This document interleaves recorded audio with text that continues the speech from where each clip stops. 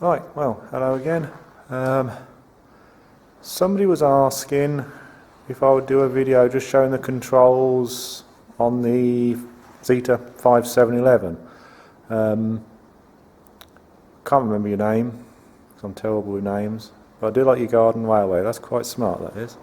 So yeah, what I'll do this video, start on the outside and work around, and then show the controls on the inside and what they do. Right, so it's a little bit dark in here because winter is coming here, but hopefully should be able to see what we've got down here. So if anything's being picked up down here, that's your hand pump for pumping the fuel through. It's quite handy if you haven't used or haven't started for a while. God, it's dark in here, isn't it? If you haven't started for a while, to actually pump a little bit of fuel through with that first. What you've also got under here, just on the end of the fuel pump, there's the overfuel button. So start up especially in the winter, what you do, you put full throttle on with a hand throttle, press that button in, it goes clunk, and that sets up the overfuel then. It makes it easier to start. Same as then on the big one, you got the compressor, same way of engaging, pull it up, push that in. And I'll be completely honest, I have never ever engaged the compressor on this one, so I don't even know if that compressor works, but you know, it's a Zetor, so it should do. Fuel filters, just the same. You've got the fuel priming bowl on the bottom here with the gauze in, just the same. And then you've got your fine and coarse fuel filter. Off you go there. Right, and it will be light around here. So on this side of the engine, pretty much the same. You've got alternator, starter motor, clutch, no, what is it called? Brake fluid reservoir, just there. And then you've got your centrifugal oil filter. And what I can do on this, because I don't need a tool, I don't think anyone's really interested on this. I'm going to be in a shadow. But these centrifugal oil filters, all you do, pop that off.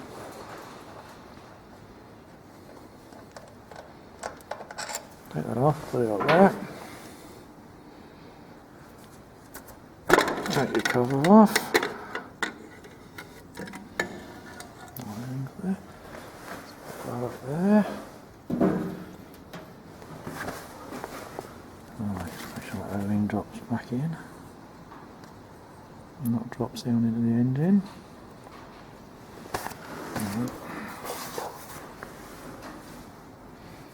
I'll take that off for now and I'll put it back on after when I put it back together. So this is your oil filter. And what it does, you can see up on the top there, you've got them little holes.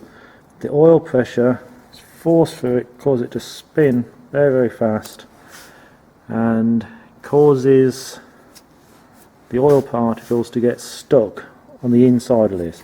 And this just lifts off like that. Yeah, so it lifts off, you take it out, it comes apart, it's just screwed, yeah, it's nut on the top there, it comes apart. Take it out, give it a good clean, and put it back on. So yeah, it's very easy. One of these days I will do a video of taking that apart properly. What I'm going to do now, I'm just going to switch the camera off, so I've got two hands, just to put that O-ring back in and just put it back together. Right, so I'll just put that back on. So that's the same way of taking it off. But I'll say one of these days, I will do a video of actually how to take that apart. You know, set it up in the workshop and do a video of it. You know, the full cleaning on that. Right. So in the cab here, and it's probably going to be easier. Now I wonder, it might be easier for me to do it inside the cab. It is quite dark in here. So yeah, oops, sorry about that. So what you got? Hand throttle, setting it, your hand throttle there for your speed. That's it. Instruments, you've got engine temperature, water temperature, engine RPMs, oil pressure, no, forget that, air pressure, that one would read, if you had the compressor running. There are some warning lights here as well, which I would presume is probably a charge, probably oil pressure. Nice, none of these seem to work on this one. One of these I will pull that out and probably have a good look at it. Put dust on that. Ignition switch, same as on the big Zetor. So to start it, all you need to do is push the key in, then your starter motor will work. To turn it round to the first one, puts the side lights on, turn around to the next one, puts the headlights on. On this old lady, unfortunately, the lights aren't working.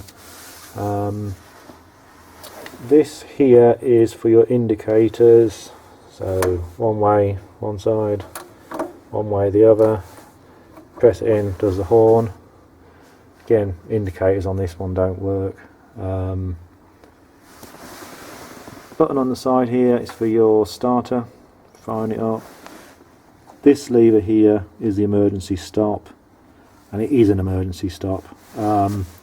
Normally, to switch the engine off, you'd have your throttle about here somewhere, tick over, and you just literally bring it up to stop. If need be, just pull the throttle up just to, start the engine. Gear stick seems an odd position, but it's actually not that odd when you're using it. Now, when you're using it, I know exactly which way around it goes. I think, I don't know now. So you know exactly which it is if I was using it. I think that's reverse, that's first. I can get them lined up. Second,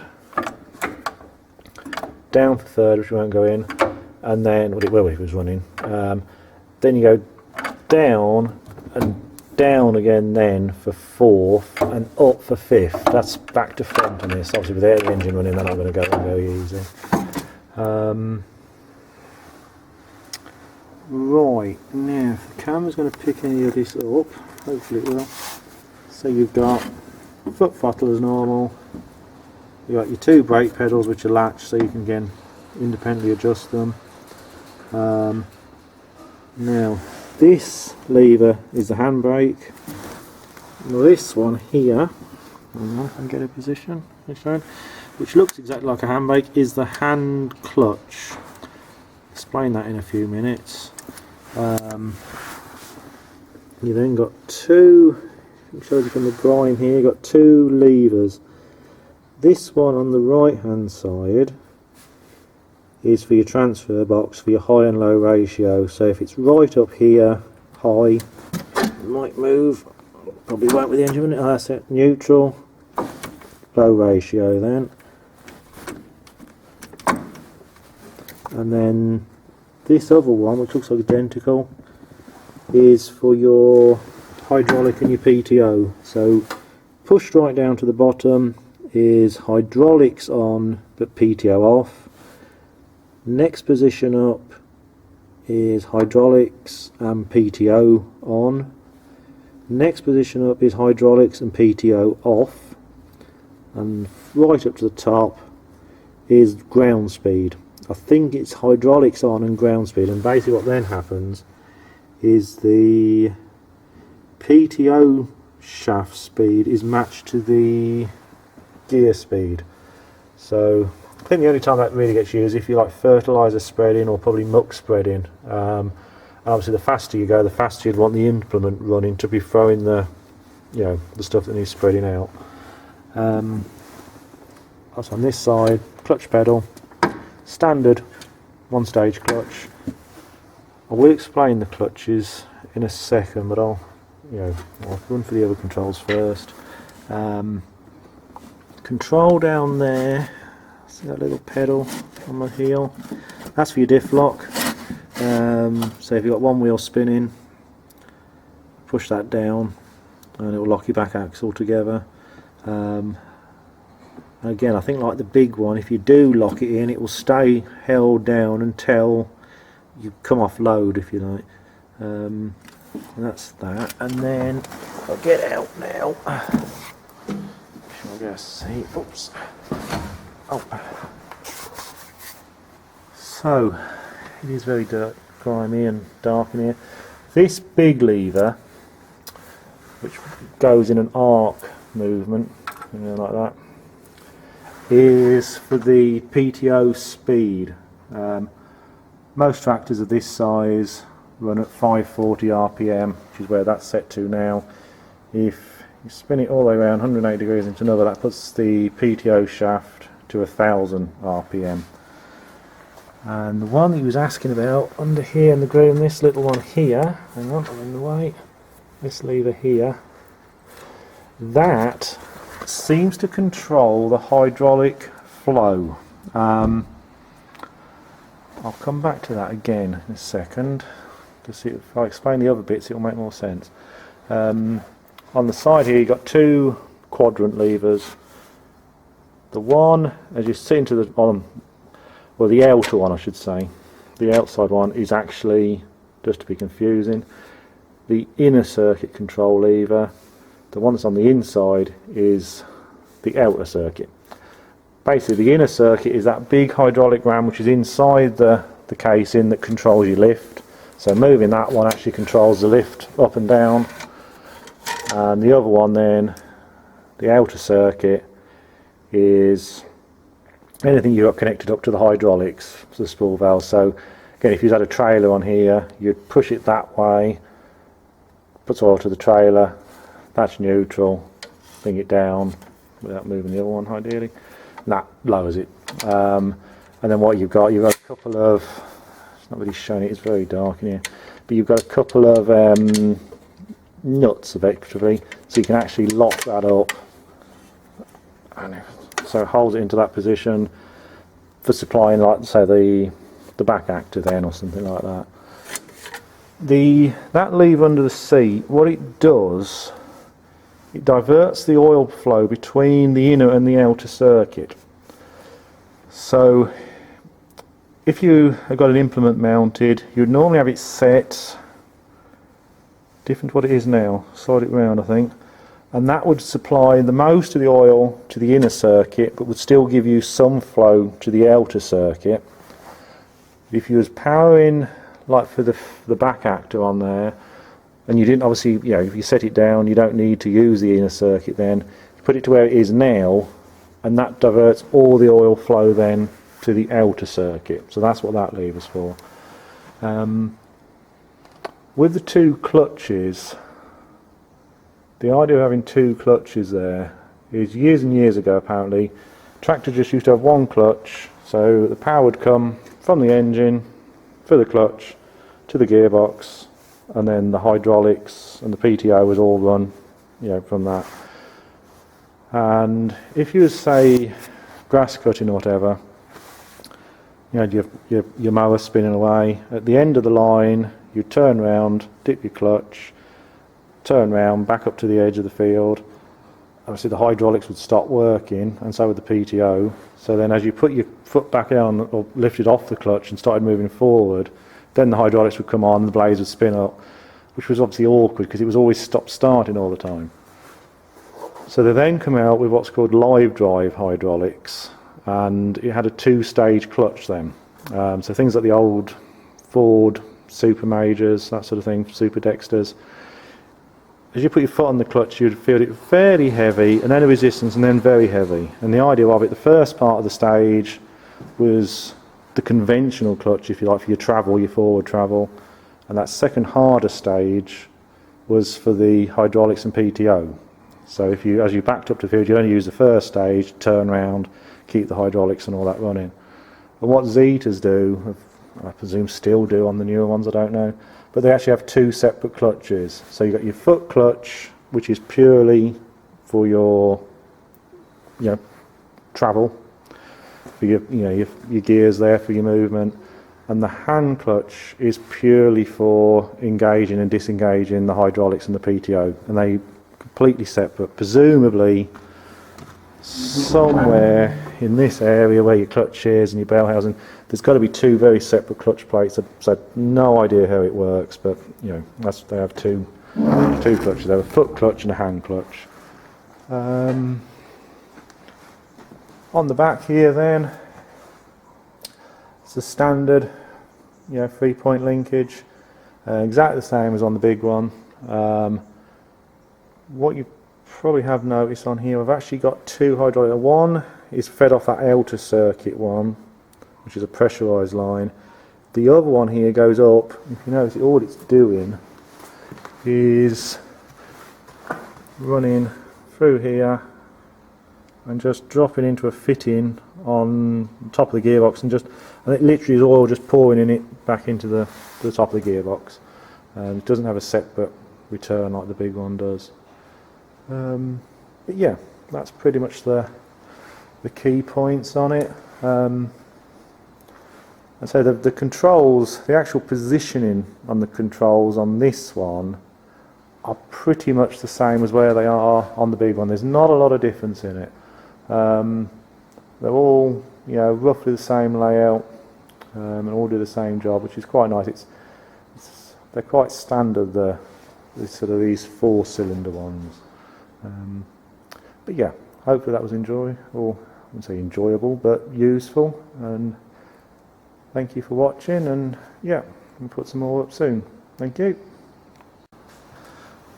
Actually, just forgot, there is actually another control. Yeah, see, thought you got away with that video, hadn't you? Right. There is, it's picking up in the gloom down here, and from the back. So you got your inner and outer. Where's my finger gone? Oh, there it is. So you got your inner control, outer control, and just by the side of it, and to be honest, I know where it is and I can't see it on here. There is another lever just by the side here. You won't be able to see it here, but if you look very closely on it, you'll notice it will have P, M, and D cast into the fitting. P is position, M is mix, D is draft. It's a bit of a pig to move. You need to work the inner hydraulic cylinder and lift the hydraulics up and down slightly, and it will all line up, and you can put a bit of pressure on it, you'll push it. But P basically position, so wherever you have that inner circuit control lever, it will maintain the lift at that height, regardless of any forces acting upon it, from the top link. Mixed, D is draft, which uses this top link, and obviously there's a weight on here, I can't move it, but it will move in and out, and it will sense and alter the height, so that gives you a draft. M is a mixture of the two. It's not quite as sensitive, I suppose, in mixed. So I very rarely use D. In the case, like at the minute, where I've got just, the digger on, and all I'm using it is just literally for picking it up and carrying it about, then it's in position. If I'm using it with the grader, if I'm getting like the heavy soil move first, I'll use P for position, and then I'll put it to mix then to finish, to sort of float and sort of get the ground level then. But yeah, that's what that one is. Right, definitely finished now. So thank you for watching, and see you all later.